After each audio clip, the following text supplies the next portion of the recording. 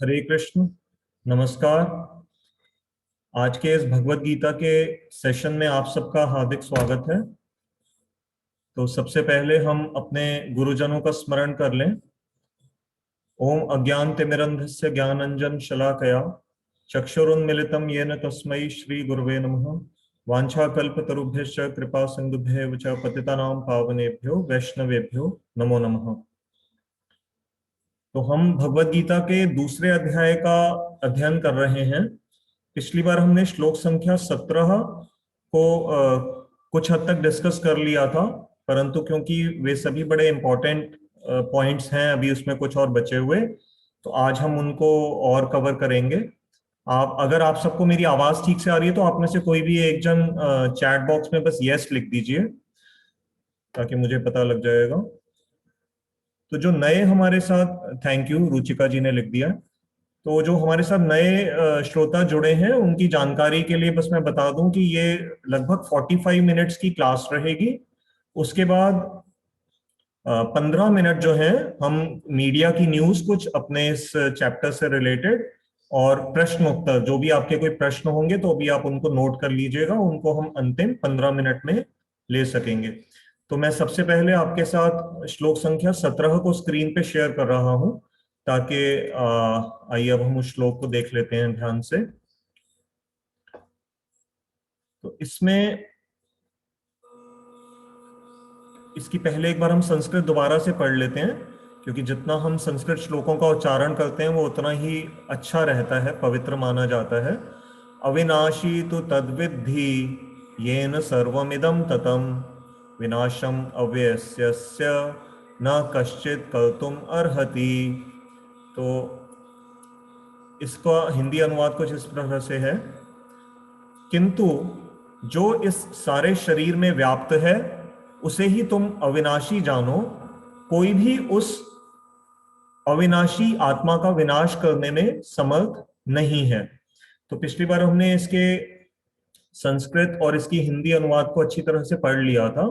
तो जो जो कुछ पॉइंट्स अभी हमारे रह गए हैं अब हम उन पे ही कॉन्सेंट्रेट करते हैं। तो मैं आपको एक एक करके वो पॉइंट्स आपके साथ अब शेयर कर, मतलब बोलता जाऊंगा, जिसको कि आप ध्यान से सुनेंगे। तो पिछली बार हमने, याद होगा आपको, कि आत्मा कैसे अपनी चेतना के माध्यम से सारे शरीर में व्याप्त रहती है। फिर आपका प्रश्न हो सकता था कि ये आत्मा कहाँ रहती है, तो हमने डिस्कस किया था, हमने उपनिषदों के कुछ श्लोकों को भी यहाँ पर देखा था, जिससे हमने समझा था कि आत्मा का जो स्थान रहने का बताया गया है वो हृदय, हृदय जो है वो स्थान बताया गया है। यहाँ पर एक छोटा सा पॉइंट इसी जगह पे मैं क्लैरिफाई कर देता हूं। देखिए, जब हम ये कहते हैं कि कोई वस्तु एक जगह पे है तो उसके दो अर्थ हो सकते हैं। आपकी टेबल पे एक पानी का ग्लास पड़ा है, उस शीशे के ग्लास के अंदर पानी पूरा भरा हुआ है।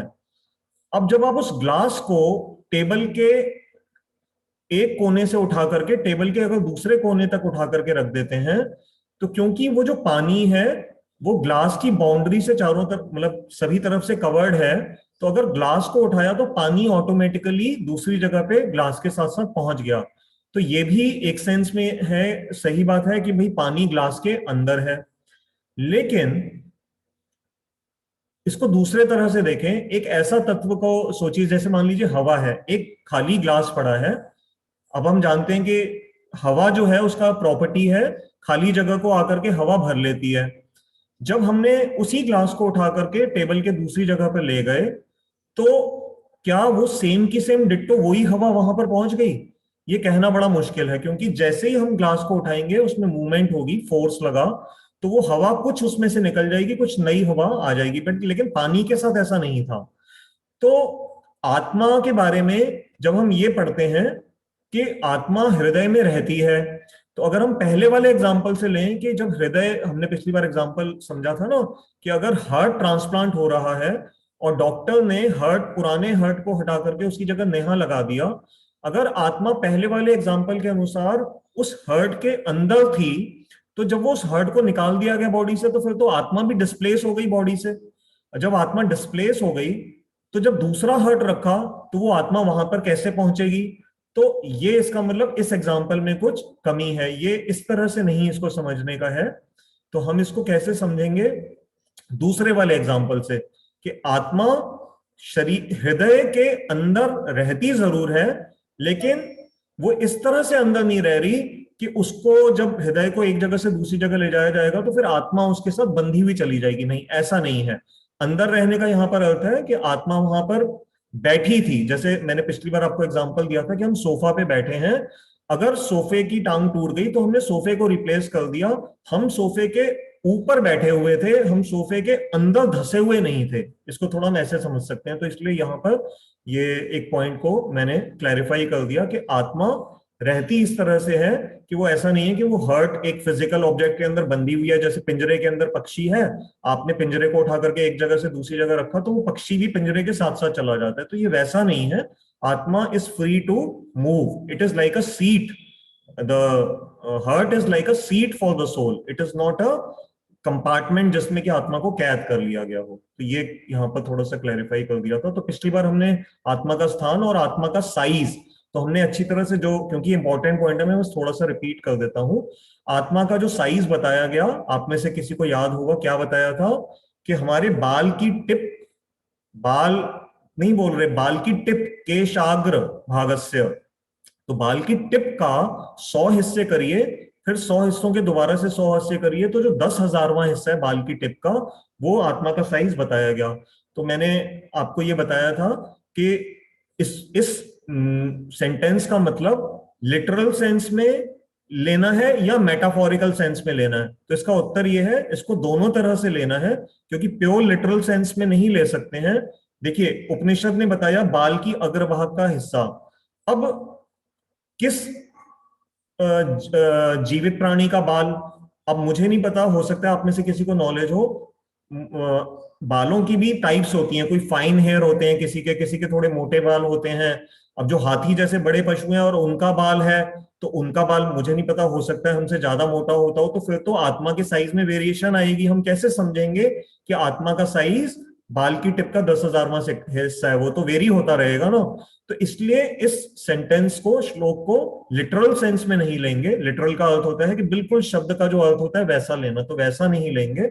और इसको मेटाफोरिकल सेंस में भी, प्योरली मेटाफोरिकल भी ऐसा नहीं सोचेंगे कि ये साइज की बात गलत बताई गई है। नहीं, साइज को इसलिए बताया गया ताकि हम ये समझ लें कि आत्मा जो है बड़ी सूक्ष्म तत्व है, और उसको हम अपने इस सिस्टम के अंदर ऐसा नहीं उसको डिपिक्ट कर सकते कि वो बिल्कुल उतनी ही साइज की है और उससे बड़ी नहीं हो सकती। तो ऐसा नहीं है। तो ये पॉइंट्स हम कर चुके थे। अब हमारे आज का जो मैंने व्हाट्सएप का जो हमारा टॉपिक मैंने आप सबको जो आपके साथ बताया था, वो क्या था कि हमने ये समझना है कि ऐसी कौन सी एक सीक्रेट बात है जो कि आत्मा को अमरत्व प्रदान करती है। अर्थात ऐसा कौन सा एक आत्मा के पास स्पेशल क्वालिटी है जिसकी वजह से हम आत्मा को मार नहीं सकते हैं। तो अब हम उसके बारे में एक एक करके चर्चा करेंगे। तो हम पॉइंट टू पॉइंट बढ़ रहे हैं। ये बातें सोच समझ के जानने की हैं, इसलिए बड़ा ध्यान से इसको इंटरेस्ट से सुनिएगा। प्रश्न आएंगे आपके, उनको हम अभी आप नोट कर लीजिएगा, अभी हम ले लेंगे। अब यहां पर एक शब्द आया हमारे श्लोक में कि येन सर्वम इदम ततम, कि ये जो आत्मा है, इसकी जो चेतना है वो पूरे शरीर में फैली हुई है। तो क्योंकि भगवान ने चेतना शब्द यहां पर बताया नहीं है और न ही आत्मा को बताया है, तो फिर आप में से किसी का प्रश्न हो सकता है कि हमारे शरीर में, मैं आपको थोड़ा हिंट दे सकता हूं, दो ऐसी चीजें और भी हैं जो कि हमारे पूरे शरीर में फैली हुई हैं। आप, मैं एक मिनट के लिए चुप हो जाता हूं, आप थोड़ा सा सोचिए इस विषय में कि ऐसे कौन से आपके शरीर में दो पार्ट्स हैं जो कि पूरी बॉडी में फैले हुए हैं। तो क्योंकि समय हम ज्यादा नहीं गंवा सकते, मैं इसलिए आपको यहां पर बता देता हूं। एक है ब्लड हमारा, तो ब्लड की जो सर्कुलेशन है, जिस भी, हाँ, जैसे रुचिका मैम ने लिखा है ऑक्सीजन, तो ऑक्सीजन,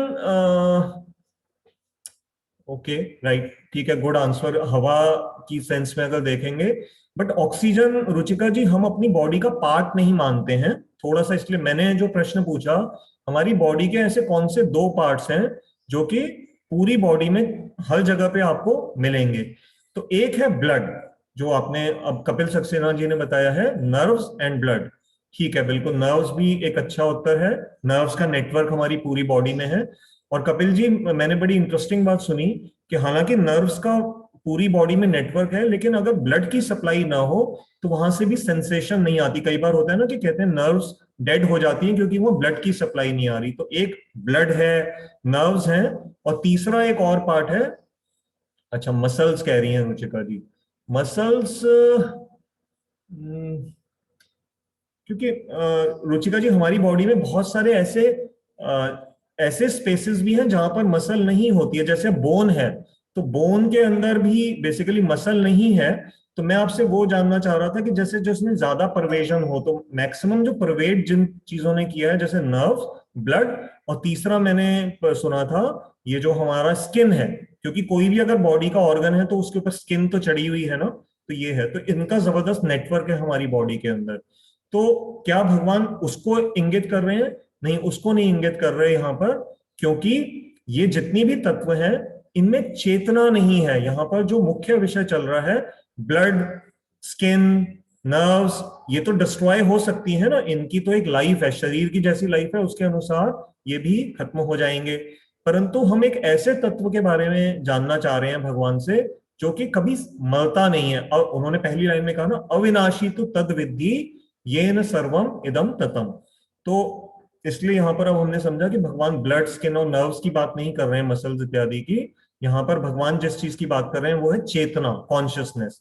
अभी चेतना कैसे हम समझ सकते हैं, पिछली बार हमने कुछ उदाहरण लिए थे, लेकिन एक मुख्य बात ये समझने की है कि आपकी चेतना, मेरी चेतना, हम सबकी चेतना, चाहे हम परिवार में कितना ही एक दूसरे से प्यार करते हैं, एक साथ रहते हैं एक ही घर में, लेकिन हमारी सबकी जो कॉन्शियसनेस है, सबकी एक अपने अपने पर्सनल लेवल पे एक दूसरे से डिफर करती है। क्या उदाहरण हो सकता है? जैसे मान लीजिए आप कोई इस समय हस्बैंड और वाइफ इस समय ये गीता की क्लास सुन रहे हैं, हो सकता है कि आप में से किसी एक का पैर, कई बार कहते हैं ना पैर सो जाता है, सुन हो जाता है, और आपके हस्बैंड का नहीं हुआ सुन। तो जो उनको उस समय परेशानी हो रही है, उससे इनकन्वीनियंस हो रही है, वो आपको बता तो देंगे कि रुचिका मेरा जो पैर है ना वो सो गया है, लेकिन you will not be able to understand his inconvenience, क्योंकि उनकी चेतना उनके शरीर से बंधी हुई है, आपकी चेतना आपके शरीर से बंधी हुई है। तो इसलिए हम सब अपनी अपनी चेतना को इंडिपेंडेंट रूप में उसका अनुभव करते हैं। तो एक अब जो प्रश्न आ सकता है कि यहां पर मैंने पिछली बार भी आपको हिंट किया था कि अभी तक भगवान ने आत्मा शब्द को यूज नहीं किया है। क्यों नहीं यूज किया है? वो कह सकते थे कि यहाँ पर कि आत्मा को तुम अविनाशी जानो जिसकी चेतना सारे शरीर में व्याप्त है, लेकिन भगवान ने अभी उसको यहाँ पर ये नहीं कहा है। अगले श्लोक में भी, जो इसके अगला श्लोक आएगा जो हम अगले संडे लेंगे, उसमें भी शरीरणः शब्द आएगा, शरीरी, वहां पर भी भगवान ने आत्मा नहीं कहा है। क्यों नहीं कहा है? तो मैंने एक सीनियर से सुना, क्योंकि हमारे यहाँ एक ही शब्द के बहुत सारे अर्थ होते हैं। तो जो हमारी डिक्शनरीज हैं, जो वैदिक समय से, जो बहुत पुराने समय से कुछ डिक्शनरीज अच्छी चलती हुई आ रही हैं, और बाद में फिर वो उनके अभी भी कुछ रूप में मिलती हैं, तो जैसे एक अमरकोश नाम का एक शब्दकोश है, डिक्शनरी, उसमें आत्मा शब्द के 7 अर्थ बताए गए हैं। तो आत्मा कभी कभी शरीर के लिए भी यूज होता है, कभी स्वभाव के लिए भी यूज होता है, कभी कभी इवन ब्रह्म के लिए यूज होता है, जो भगवान का जो निर्विशेष रूप है। तो आत्मा के शब्द एक ही है आत्मा, लेकिन उसको जैसे हम पुत्र के लिए, मेरे को भी ध्यान आ रहा है, हमने शायद स्कूल में पढ़ा था आत्मज, तो अपनी आत्मा से जो उत्पन्न हुआ है पुत्र, या पुत्री के लिए कहेंगे आत्मजा। तो आत्मा शब्द आप देखेंगे बहुत जगह पे यूज होता है, पुत्र को भी कई बार आत्मा कह देते हैं। तो इसलिए भगवान अभी यहाँ पर क्लैरिफाई करना चाह रहे हैं, तो कहीं आत्मा का कोई गलत अर्थ कोई दूसरी सेंस में ना यूज हो जाए, इसलिए भी उन्होंने आत्मा शब्द को अभी तक यहाँ पर यूज नहीं किया। वो शरीरी, शरीरी अर्थात शरीर के अंदर रहने वाली वो आत्मा जो कि इस समय शरीर से बंध है और शरीर के साथ आइडेंटिफाई कर रही है। तो ये एक क्लैरिफिकेशन जरूरी समझने की थी, क्योंकि आत्मा अभी तक भगवान ने क्यों नहीं यूज किया है। अब मैंने एक बार आपको पिछली बार बताया था कि हम एक साइंटिफिक एक्सपेरिमेंट हुआ था आज से कुछ साल पहले, जो बड़ा प्रसिद्ध हुआ था और बहुत मीडिया में उसको डिस्कस किया गया था। उसके बारे में ज्यादा डिटेल में जाना उद्देश्य नहीं है। उद्देश्य ये है, क्योंकि आपके मन में एक प्रश्न आ सकता है कि अगर आत्मा सचमुच एग्जिस्ट करती है और हम स्वयं ही आत्मा है, तो हम उसको देख क्यों नहीं पाते हैं? तो मैं सिर्फ आपको, वैसे तो आगे हमें समझ में आएगा, भगवान स्वयं ही बताएंगे कि आत्मा की कुछ प्रॉपर्टीज ही ऐसी हैं, क्योंकि वो दिव्य तत्व है, सच्चिदानंद तत्व है, तो उनको हम अपनी जड़ आंखों से देख नहीं सकते। तो जैसे हर अब कोई कहे कि मुझे बिजली दिखाइए, पिछली बार हमने कोरोना वायरस की भी बात करी थी, तो ऐसी बहुत सारी चीजें हैं जो हम देखते नहीं है लेकिन अनुभव से उनको ऊपर विश्वास करते हैं क्योंकि वो एग्जिस्ट करती हैं। जैसे हमारा मन है, अब मन इस समय क्लास में नहीं लग रहा, मन कहीं अमेरिका में गया हुआ है, तो ये नहीं है कि मन एग्जिस्ट नहीं करता, लेकिन मन नजर तो नहीं आता। तो अब मैं आपको साइंस से ही कुछ ऐसी चीज, एक चीज कम से कम विशेष बता रहा हूं। जैसे आप में से हो सकता है कुछ ने सुना हो एक गॉड पार्टिकल नाम से हिग्स बोसॉन, जो हिग्स, ये जो एक बड़ा एक्सपेरिमेंट हुआ था, और ये इतने हाई लेवल का एक्सपेरिमेंट था कि पूरे वर्ल्ड से चुने हुए 10,000 साइंटिस्ट की एक टीम थी। 10,000, 10,000 scientist were chosen to work on that project, और वो कई सालों तक वो चला। और उस पर जो इन्वेस्टमेंट हुई थी, $10 बिलियन। तो 1 बिलियन होता है 100 करोड़, तो 1,000 करोड़, जब अगर हम देखा जाए तो डॉलर, इस तरह से $10 बिलियन उस पर खर्च किए गए थे, उससे भी ज्यादा। और जिस स्पेस में उसके लिए एक स्पेशल टनल बनाई गई थी, जो कोलाइडर था, वो लगभग कहते हैं 30 किलोमीटर से भी ज्यादा लंबा, वो इतना बड़ा, वो उसके लिए एक एक्सपेरिमेंटली वो स्पेस क्रिएट किया गया था। क्या जानने के लिए? एक गॉड पार्टिकल के, मतलब उसमें इतनी हाई स्पीड पे इनको वेव्स को क्रैश कराया गया आपस में, ये देखने के लिए कि क्या कोई गॉड पार्टिकल ऐसा एग्जिस्ट करता है जो कि दूसरे पार्टिकल्स को मास की प्रॉपर्टी प्रोवाइड करता हो। हमारा उद्देश्य साइंस की डिटेल में जाने का नहीं है, मैं सिर्फ आपको यह बताना चाह रहा हूं कि दुनिया के श्रेष्ठ 10,000 साइंटिस्ट, $10 बिलियन का खर्चा, कई सालों की मेहनत, और ये वो साइंटिस्ट थे जो साधारण तरह के भी नहीं थे, बड़े हाई लेवल के क्वालिफाइड साइंटिस्ट थे। जब इनसे इस एक्सपेरिमेंट का अगर आप हल पूछेंगे कि आपने इतना खर्चा किया, इतनी एनर्जी लगाई, तो आपने क्या पाया, वो कहेंगे जी हमने हिग्स बोसॉन को डिस्कवर किया। आप कहेंगे जी क्या आप हमें वो हिग्स बोसॉन दिखा सकते हैं? वो आपके ऊपर हंस देंगे। क्यों हंसेंगे? क्योंकि वो कहेंगे सर आपको ये समझना होगा कि हिग्स बोसॉन इतना, वो साइज आपको बताएंगे तो वो इतना छोटा साइज होगा, इतना छोटा साइज होगा, मतलब मैं आपको बता, आप देख सकते हैं गूगल पे ये सब चीजें अवेलेबल हैं, वो बहुत छोटा है। वो कहेंगे जी वो इतना छोटा है आप अपनी आंखों से नहीं देख सकते। फिर कहेंगे जी हम कैसे, अब मान लो हम उनसे कहते हैं कि आप हमें कैसे विश्वास दिला सकते हैं कि ये आपने सचमुच में इन्वेंट किया था? तो उनकी जो टेक्निकल लैंग्वेज को, पहली बात तो हमारे जैसा लेमैन, जो मैं कॉमर्स ग्रेजुएट हूं, मैं नहीं समझ पाऊंगा वो मुझे क्या थ्योरीज बताएंगे। तो पहले तो मुझे उनके उस स्तर तक जाकर के डॉक्टरेट्स करनी होंगी, उनकी फील्ड को स्टडी करना होगा, फिर वो मुझे जो अपने थ्योरम्स दिखाएंगे, अपने लैब में ले जाएंगे, वहां पर मुझे एक फ्रैक्शन ऑफ अ सेकेंड, वो मिलियंथ ऑफ अ सेकेंड के लिए वो हिग्स बोसॉन बस एक फ्लैश हुआ था उसका, तो उसका वो मुझे बस वो समझाएंगे कि देखिए यहां से आपको पता लगेगा ये हिग्स बोसॉन हुआ था। तो मैं उनको चैलेंज नहीं कर सकता, मुझे उनके ऊपर विश्वास करना पड़ेगा कि ये समझदार लोग हैं, इन्होंने इतनी रिसर्च करी है, तो जो ये कह रहे होंगे ये ठीक ही होगा। हम नॉर्मली भी आप देखो कि जो साइंस में बड़े बड़े साइंटिस्ट कहते हैं तो हम लोग उनको मान लेते हैं, हम उनको चैलेंज नहीं करते।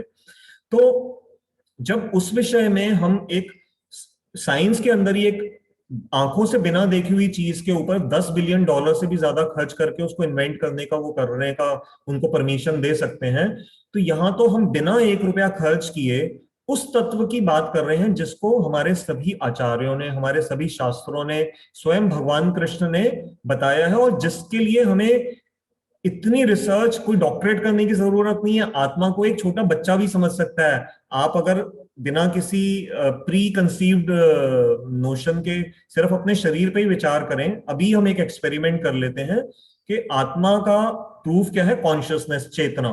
तो चेतना तो आप सभी जानते हैं कि हमारे शरीर में है।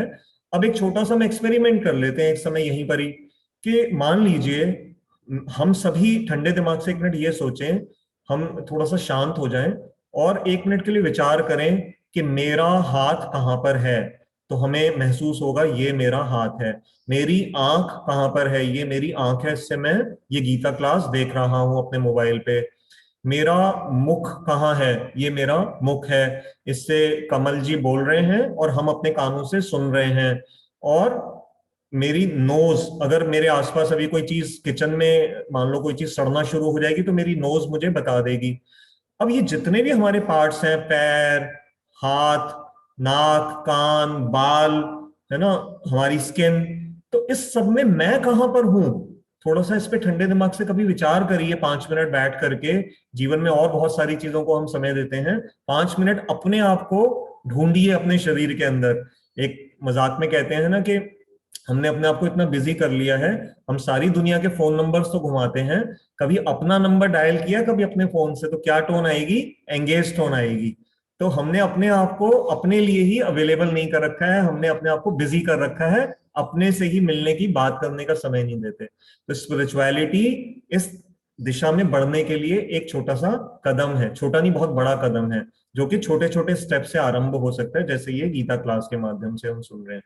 तो ये जो हमने छोटा सा एक एक्सपेरिमेंट किया, अब इस सारे, मेरा दांत टूट गया, मेरे सर में दर्द है, मेरी नाक से नक्सीर खून बह रहा है, मेरे कान में वैक्स है, मेरी जीभ, मैंने कल गरम गरम खा लिया था, मेरी जीभ पे छाले पड़ गए हैं, मेरे पैर में दर्द हो रहा है, कल मैंने बैडमिंटन बहुत दिनों के बाद खेला तो मेरी हाथ में पेन हो रहा है, मसल में पेन हो रहा है, मुझे बहुत भूख लगी है। ये सारे जो सेंटेंसेस हैं, इसमें हम सभी समझ सकते हैं, ये कोई मुश्किल नहीं है समझना। There is a person inside, there is a personality जो अपने आप को ममत्व से मैं कह करके संबोधित कर रही है, और ये जितने भी बॉडी पार्ट्स हैं ये उस पर्सनैलिटी के अंग हैं, लेकिन हम इससे डिफरेंट कोई तत्व हैं। क्यों? मैंने पहले भी कई बार आपको एग्जांपल दिया, हमारे कितने बचपन की आप फोटोज देखिए तो मैं ऐसा था, मैं ऐसी थी, फिर इस एज में मैं ऐसा था, ऐसी थी, और अब बुढ़ापे में, एक थोड़े दिन पहले एक ऐप आई थी ना जो पूरे वर्ल्ड में सबको क्रेज हो गया था, वो ऐप आपको आपको ये दिखाती थी कि 20-25 साल के बाद आप कैसे दिखेंगे। तो वो सभी बड़े बड़े फिल्म स्टार्स ने भी अपना उसमें कर करके देखा था कि भाई मान लो फॉर एग्जांपल कोई भी फिल्म स्टार है, कोई बड़ी हीरोइन है, आज ऐसा दिखती है, लेकिन 20-25 साल के बाद वो जब बूढ़े हो जाएंगे तो वो कैसा दिखेंगे। तो शरीर बदल जाएगा लेकिन वो पर्सनैलिटी तो सेम ही रहती है ना। तो उस पर्सनैलिटी के विषय पे ही ये गीता के जो टॉपिक्स हैं ये चल रहे हैं। तो हम इस हिसाब से, जो हिग्स बोसॉन जो है, ये एक बड़ा सिंपल सा एक उदाहरण है ये समझने के लिए कि जरूरी नहीं कि जो चीजें आंखों से देखी जाती हैं सिर्फ उस पर ही विश्वास किया जाता है।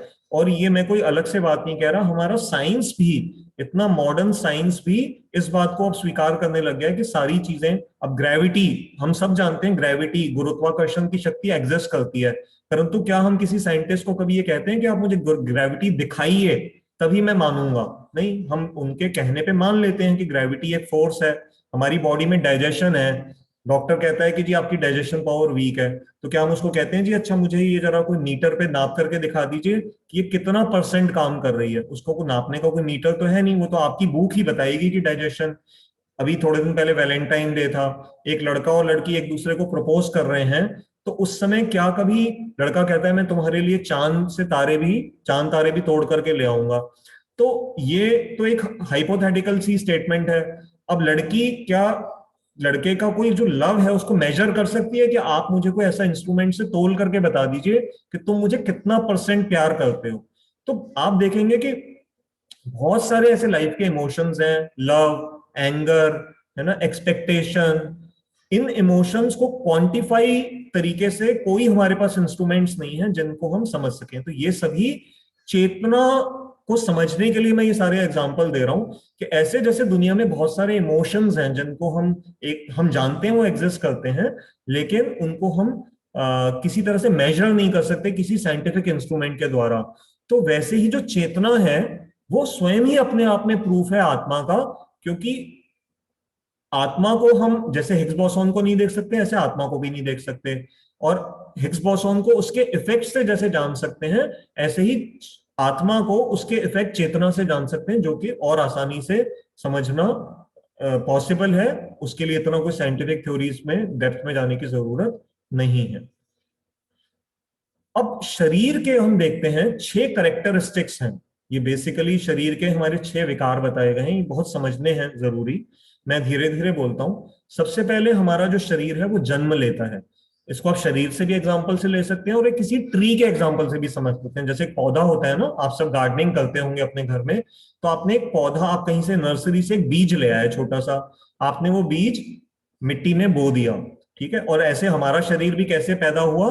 माता और पिता के संगम से, एग और स्पर्म के फ्यूजन से एक एम्ब्रॉयो तैयार हुआ, तो ये हुआ जन्म, ठीक है। तो जन्म शरीर की पहली स्टेज है। उसके बाद दूसरी स्टेज होती है कि शरीर ग्रो करता है। ठीक है, हम बचपन में बहुत छोटे होते हैं, एक टाइनी से बेबी होते हैं, फिर उसके बाद धीरे धीरे वो बढ़ते जाते हैं हम, तो ग्रोथ होती है बॉडी में। ऐसे ही पौधा भी जो आपने लगाया वो भी ग्रो करता है।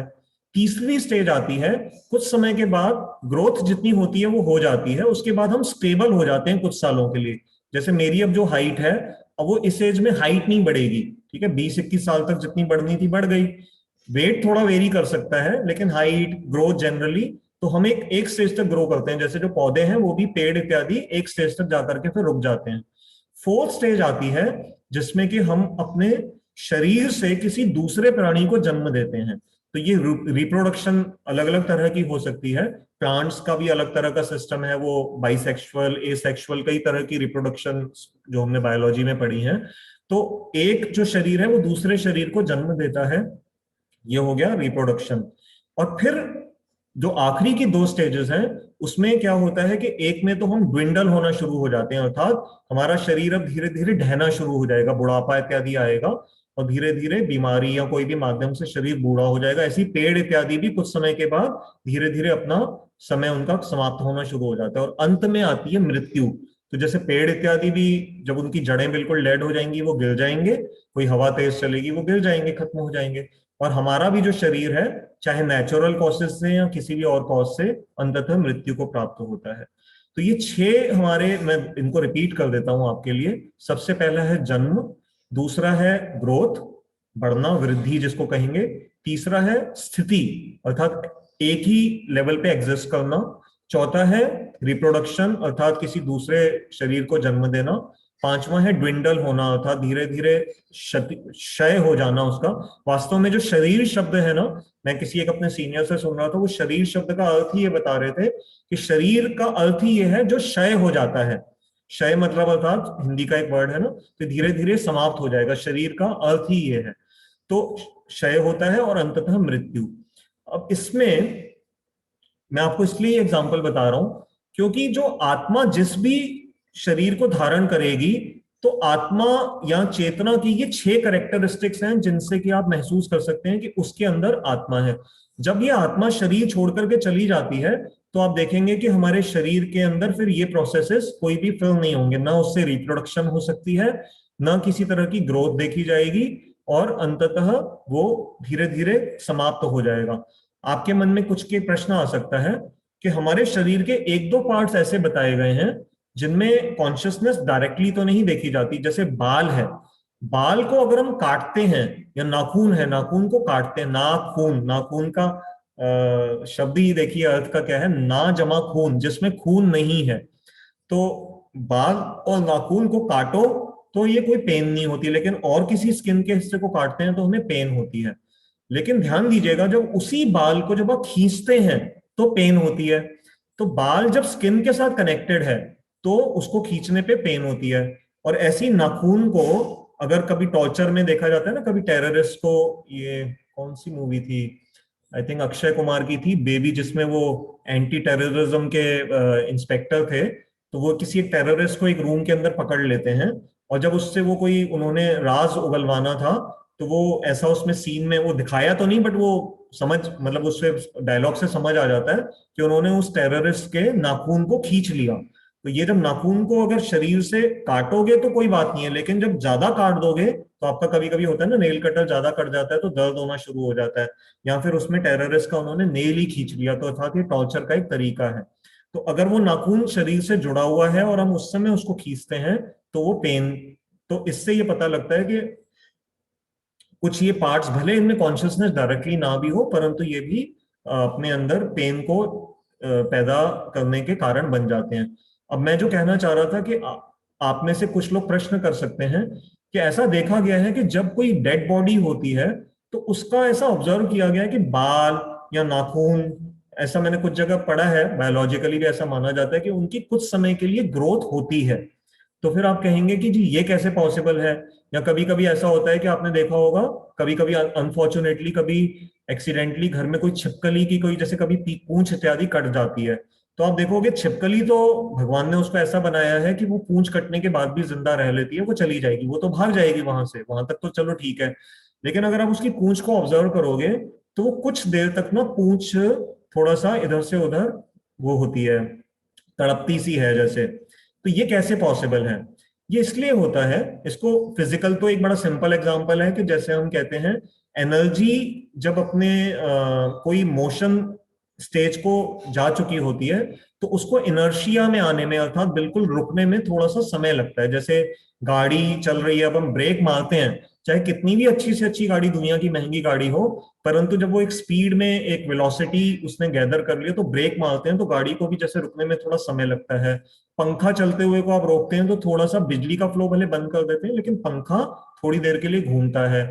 तो ऐसे ही ये बताया गया है कि जब चेतना इतने सालों से उस शरीर के अंदर है तो वो भले आत्मा उससे निकल भी गई है लेकिन उसका थोड़ा सा ना जो एक कह लीजिए कि बैकग्राउंड इफेक्ट, थोड़ा सा उसका इफेक्ट रह जाता है, जिसको हम, अगर हम बहुत एक अभी भी छोटा सा एग्जांपल ध्यान आ रहा है, जो लोग ड्रिंक करते हैं उनको पता है जब किसी पार्टी में वो जाते हैं वहां पर अगर उनको पीने का जो सरूर हो रहा है तो वो ड्रिंक जब खत्म भी हो गई, पार्टी घर भी आ गई, तो वो अगले दिन जैसे उसका हैंगओवर हो जाता है।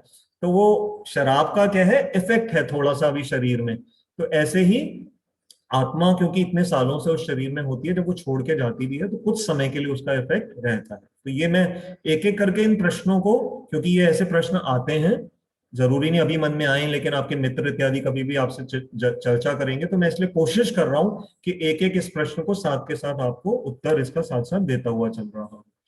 अब एक डिफरेंस देखना है, ये जो 6 मैंने आपको स्टेजेस बताई, अब आप कहेंगे कि जो डेड मैटर है उसमें आइए एनालाइज करते हैं कि डेड मैटर में और लिविंग किसी ऑर्गेनिज्म में कितनी स्टेजेस कॉमन है। तो आइए अब एक टेबल की बात करते हैं। फॉर एग्जांपल ये मेरी कंप्यूटर टेबल है, मैं जिस पे इस समय बोल रहा हूँ, या आपका मोबाइल फोन जो भी आपके इस समय आंख के सामने है। देखिए कोई भी मोबाइल फोन है, कोई भी टेबल है, वो कभी ना कभी बनाया गया, ठीक है, टेबल बनाई गई, तो उसका जन्म तो है। तो शरीर का भी जन्म है अर्थात लिविंग चीज का भी जन्म है और डेड वस्तु का भी जन्म है। अब हम आते हैं, अब ध्यान से देखने वाली बात है, जो लिविंग ऑर्गेनिज्म है या लिविंग प्लांट है या कोई एनिमल भी है, वो क्या है, ग्रो करता है। क्या आपका मोबाइल फोन ग्रो करता है? क्या ये टेबल जिसपे मैं इस समय बोल रहा हूं या मेरा जो लैपटॉप है, क्या ये ग्रो करेगा? नहीं। ये आईबीएम कंपनी ने जब ये लैपटॉप बनाया था तब भी इसकी डायमेंशन इतनी ही थी, आज 6 साल के बाद भी इसकी डायमेंशन इतनी है।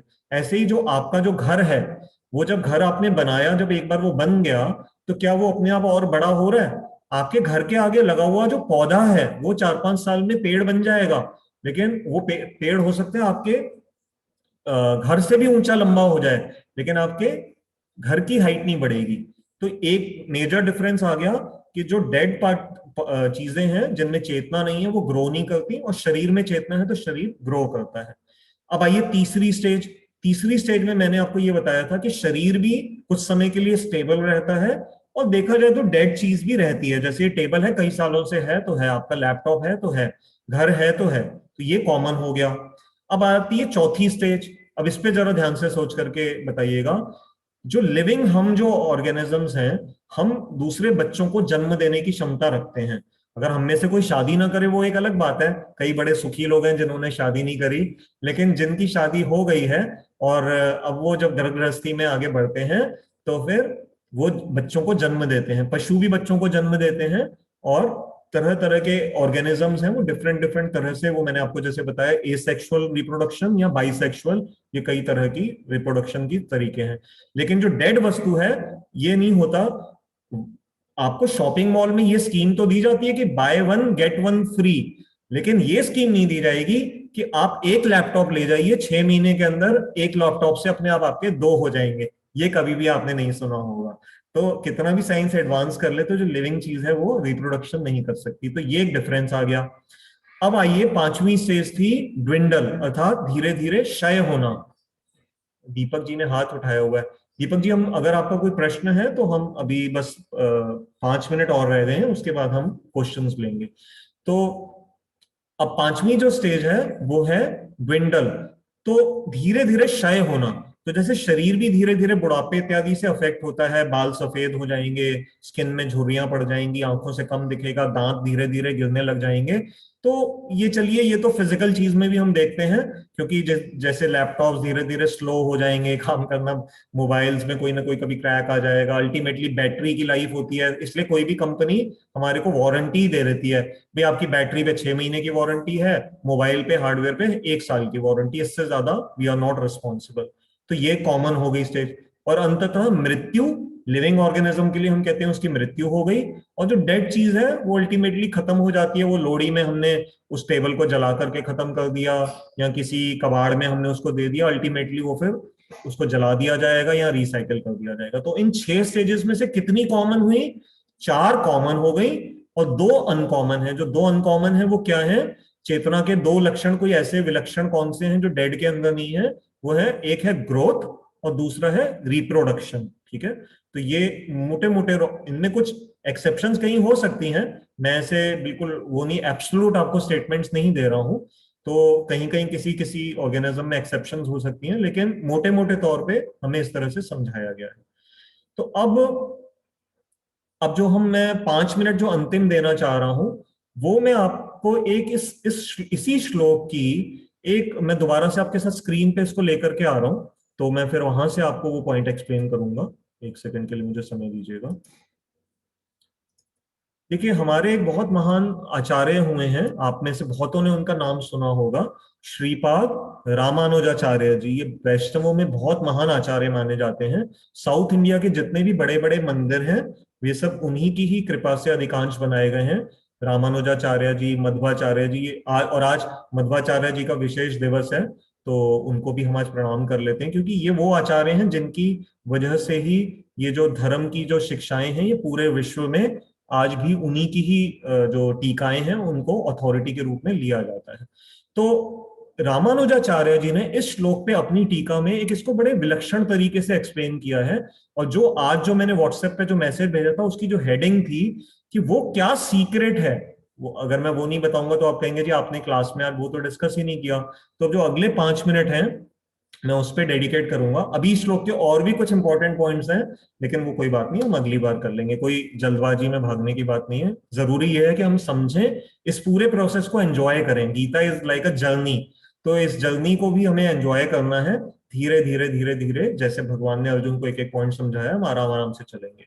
तो रामानुजाचार्य जी ने इस श्लोक पे जो अपनी टीका में एक बड़ा विलक्षण तरीके से इसको एक्सप्लेन किया है, उन्होंने ये समझाया कि जो अविनाशी तू तद विद्धि ये न सर्वमिदं ततम जो आ रहा है, उन्होंने इसको ऐसा बताया कि अविनाशी तुम उसको जानो जिसके द्वारा सारी चीज व्याप्त है।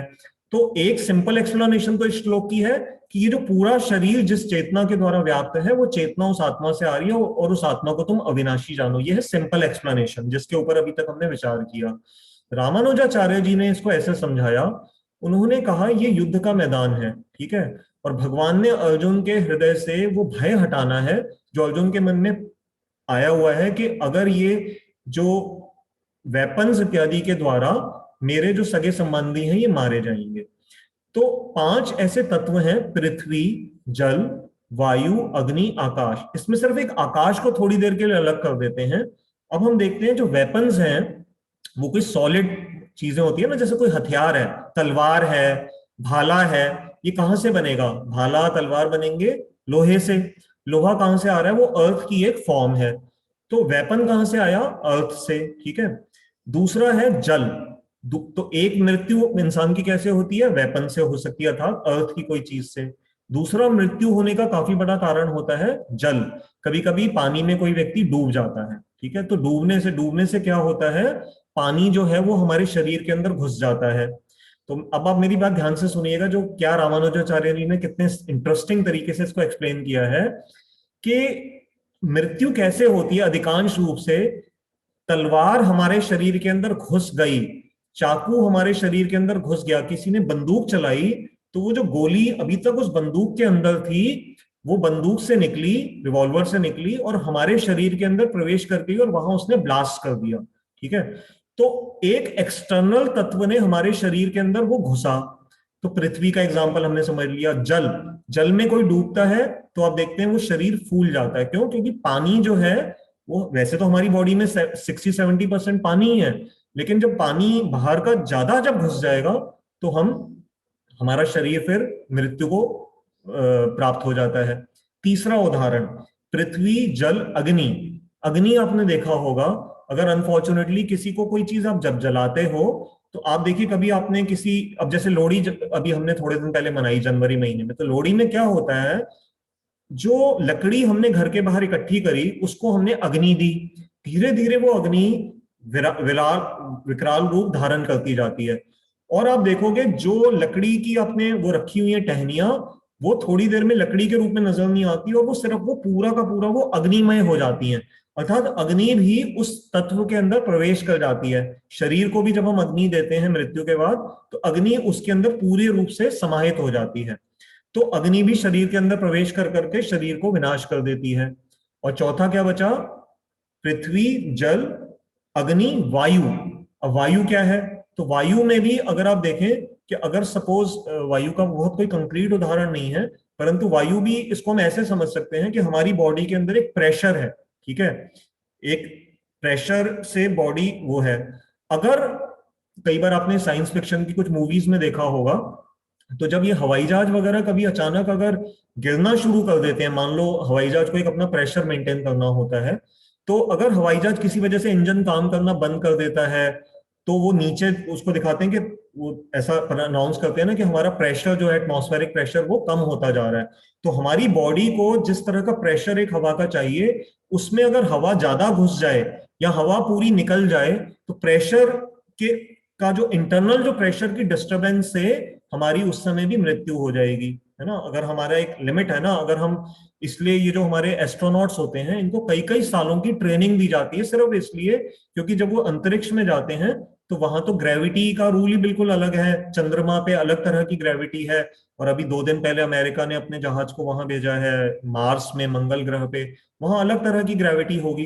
तो हर ग्रेविटी के अनुसार डिफरेंट तरह की एस्ट्रोनॉट्स को ट्रेनिंग दी जाती है, और कई कई साल ट्रेनिंग दी जाती है। पानी के अंदर रहने की ट्रेनिंग अलग तरह की है। तो इन 5 तत्वों में से हमने ये देखा, पांचवा वैसे रह गया आकाश। ईथर का डायरेक्ट कोई हमारे ऊपर ऐसा हमने कभी नेगेटिव इफेक्ट नहीं देखा है, इसलिए उसको मैं मृत्यु से भी डायरेक्टली नहीं कोरिलेट कर सकता।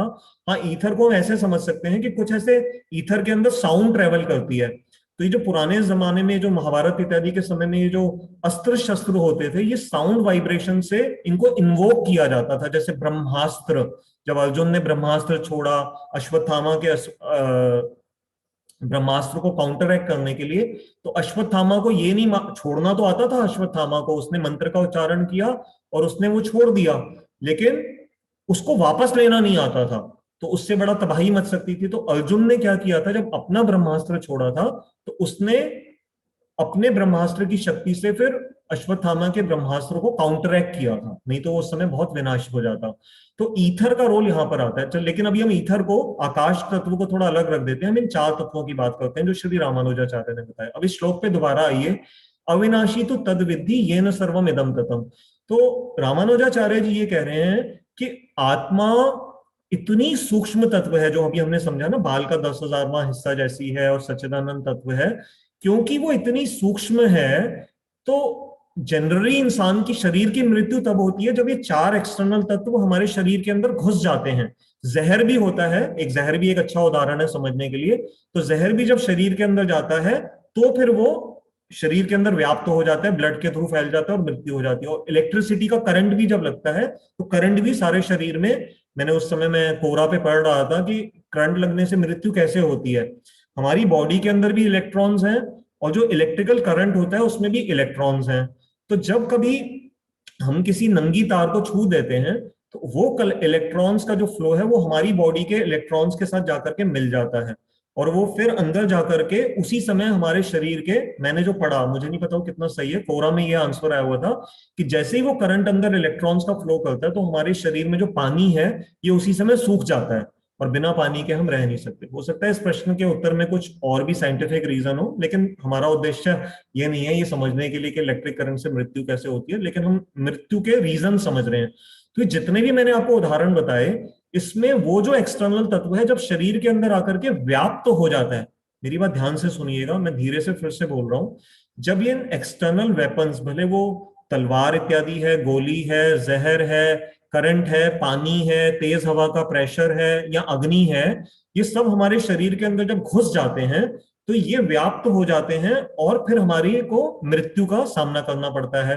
तो रामानुजाचार्य जी कह रहे हैं कि क्योंकि आत्मा इतना सूक्ष्म तत्व है कि इसके अंदर ये जो मटेरियल एलिमेंट्स हैं, पृथ्वी जल वायु अग्नि, ये इसके अंदर व्याप्त नहीं हो सकते, बल्कि ये इतनी सूक्ष्म है कि ये सर्वम इदम ततम, ये इन्हीं सभी तत्वों में, बल्कि ये जो सोल है, ये आत्मा है, ये व्याप्त है अपनी चेतना के माध्यम से।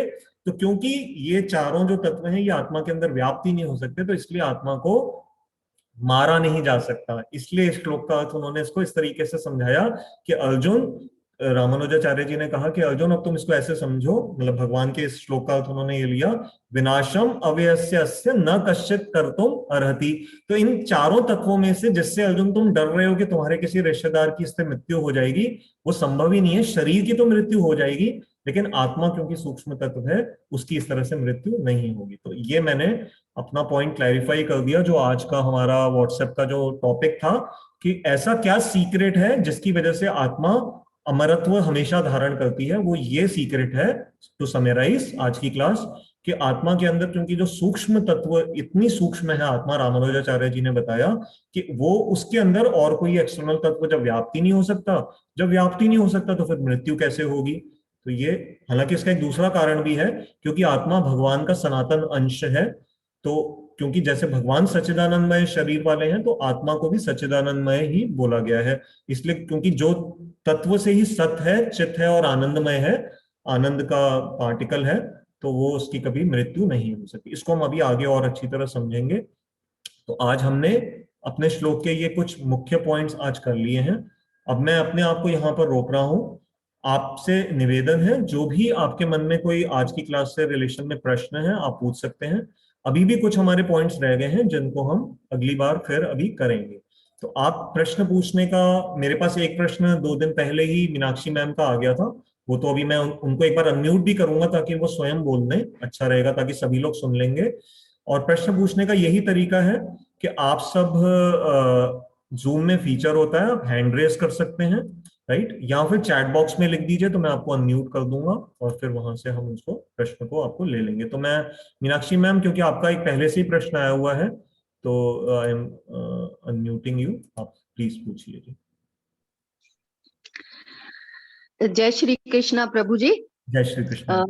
हाँ जी, मेरा पहले तो आज का ही एक प्रश्न है और थोड़ा सा मैं अपनी तरफ से भी बताना चाहती हूँ। हाँ। कि जैसे आपने एक एक्सपेरिमेंट बताया साइंटिस्ट्स का, एक बहुत अच्छे से तो नहीं मुझे याद, एक एक्सपेरिमेंट और भी हुआ था। जैसे एक फूल प्रूफ ग्लास हाउस बनाया गया और उसके अंदर एक बॉडी रखी गई जो बिल्कुल अभी जिसकी डेथ होने वाली थी, श्योर। हाँ जी। अच्छा, और फिर जब वो डेड हुई बॉडी, तो ग्लास में क्रैक आ गया। जी जी जी। तो अभी जैसे ये बात हो रही थी कि तत्वों की बात हो रही थी ना, और वो आत्मा में व्याप्त नहीं होते, तो इस एक्सपेरिमेंट से तो ऐसा लगता है कि आत्मा भी एक प्रेशर है।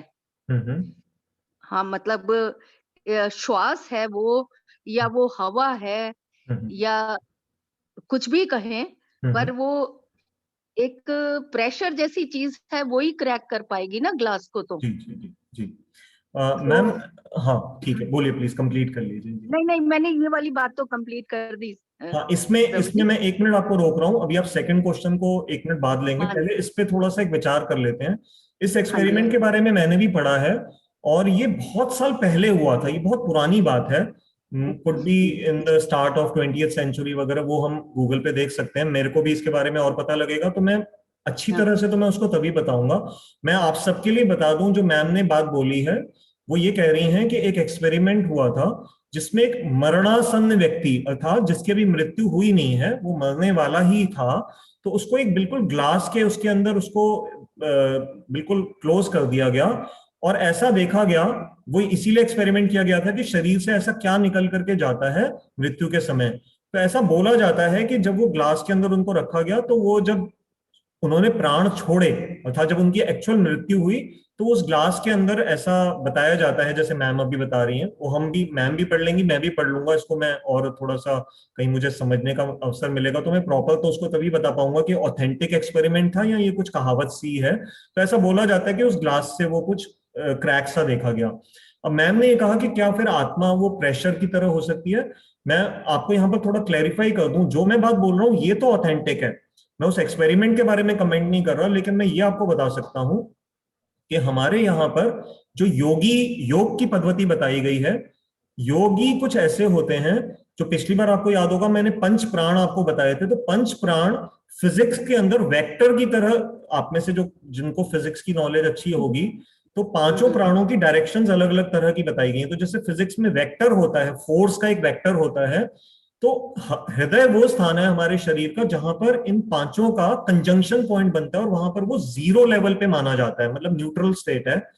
तो जो हमारे कुछ योगी होते हैं वो अष्टांग योग के हठ योग से क्या प्रयास करते हैं, अपने प्राणों को मृत्यु के समय वो ऐसी कोशिश करते हैं कि नीचे उनकी गति ना हो।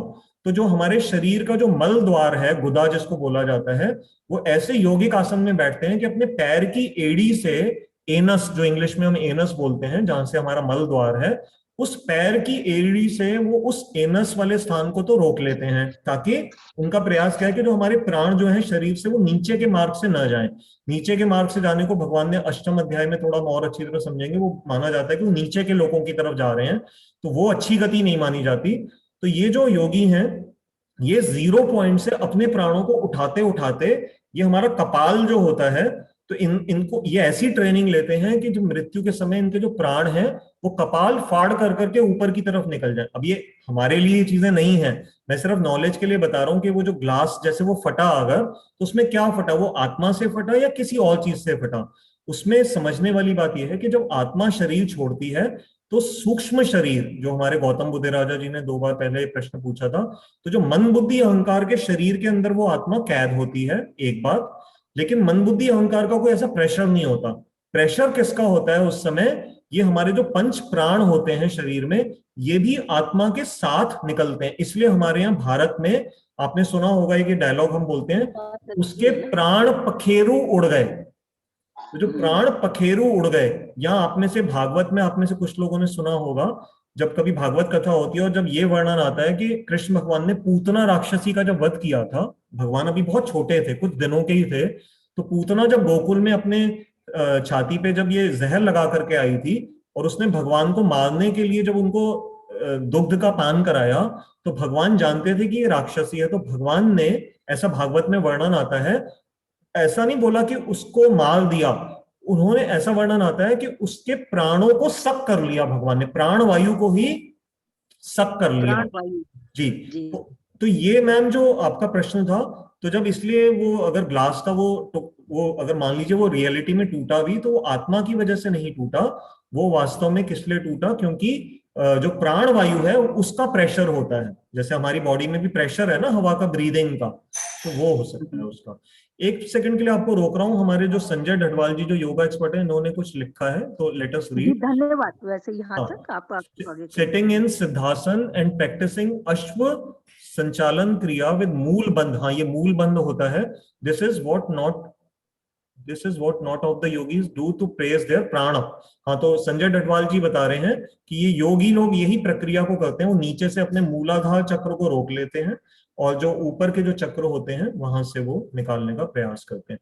मैम अब आपका जो दूसरा प्रश्न है, अब आप वो ले लीजिए जी, पहला। अच्छा जी, ये अब की पिछली क्लास से कुछ संबंधित है जी। कि जैसे एक बात उसमें आई थी कि जब प्रलय आती है, हाँ हाँ। तो प्रलय आती है तो प्रलय का मतलब यही हुआ ना कि जो भी जीव जंतु हैं, लिविंग नॉन लिविंग कुछ भी है, उसका नाश हो जाना। जी। तो आत्मा के बारे में आप क्या कहेंगे? हाँ आत्माओं का क्या होता है? जी जी। करोड़ों करोड़ों आत्माएं हैं, प्रलय आ गई है जी जी। जी, तो आत्माओं का फेट क्या है? हाँ, ये बहुत अच्छा प्रश्न है, मैं इस प्रश्न को एक बार रिपीट कर रहा हूँ। मैम ये जानना जी चाह रही हैं कि जब प्रलय का हमारे यहाँ वेदों में वर्णन आता है, कि प्रलय जब होती है तो फिर शरीरों का तो नाश, चलिए उस समय हमें समझ में आ गया, लेकिन गीता बता रही है कि आत्मा का तो कभी नाश नहीं होता। उस प्रलय के समय पे आत्मा कहाँ रहती है, उसके साथ क्या होता है, किस फॉर्म में होती है।